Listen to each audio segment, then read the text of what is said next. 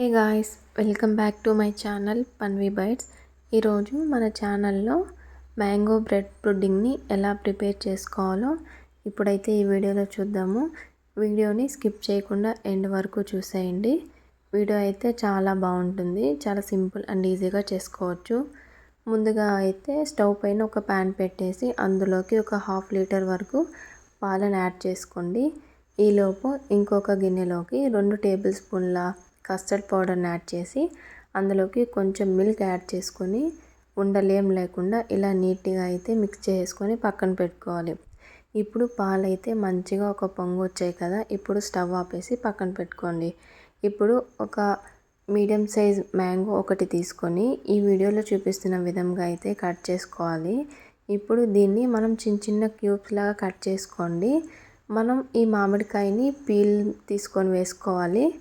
So peel అయినా తీసుకోవచ్చు, లేదా ఈ వీడియోలో చూపిస్తున్న విధంగా ఇలాగైనా కట్ చేసుకొని ఓన్లీ క్యూబ్స్ మాత్రమే చాక్ తోటి ఒక మిక్సీ జార్లోకి వేసుకొని ట్రాన్స్ఫర్ చేసుకోవాలి. ఈ విధంగా అయితే మొత్తం వేసుకొని ఇందులోకి నేను కొంచెం కండెన్స్డ్ మిల్క్ అయితే యాడ్ చేస్తున్నాను. మీకు ఇష్టం ఉన్న వాళ్ళు షుగర్ కూడా యాడ్ చేసుకోవచ్చు. మ్యాంగో స్వీట్గానే ఉంటుంది కాబట్టి నేను కండెన్స్డ్ మిల్క్ ఒకటే యూస్ చేశాను. ఇది మొత్తం పేస్ట్ చేసిన తర్వాత పక్కన పెట్టుకొని స్టవ్ పైన మనం ముందుగానే ప్రిపేర్ చేసుకున్న కస్టర్డ్ మిల్క్ ఉంది కదా, అది యాడ్ చేసి ఒక 2 నిమిషాలు మంచిగా మరిగించుకోవాలి.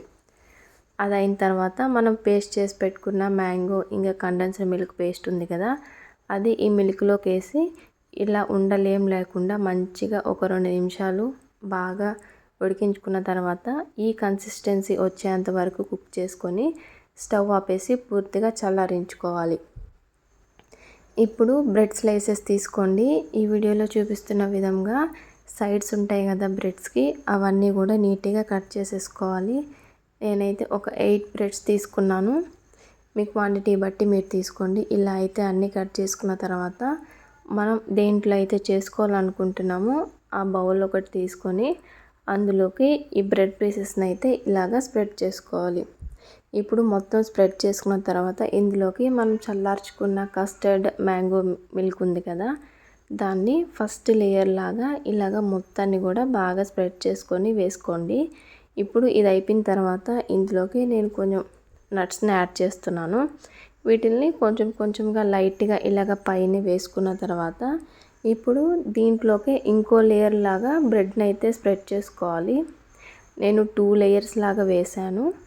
సో ఇలాగా మొత్తం వేసిన తర్వాత మన దగ్గర ఇంకా మిగిలిన రిమైనింగ్ ఉంటుంది కదా, ఆ కస్టర్డ్ మిల్క్ను కూడా ఇందులోకి పైన వేసుకోండి.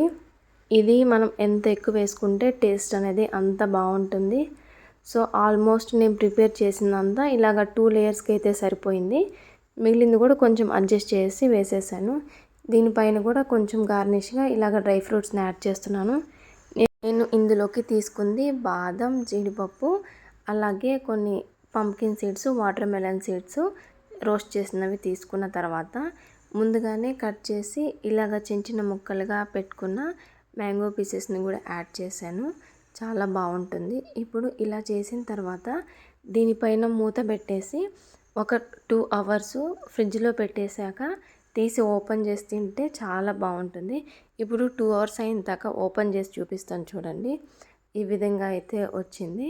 ఇప్పుడు దీన్ని మనం స్పూన్తో కానీ సర్వ్ చేసుకుంటే ఎంతో టేస్టీ అండ్ ఎంతో యమ్మీగా ఉంటుంది. ఈ మ్యాంగో సీజన్ ఎండ్ అయ్యే లోపల ట్రై చేయండి. వీడియో నచ్చితే లైక్ చేయండి, సబ్స్క్రైబ్ చేయండి.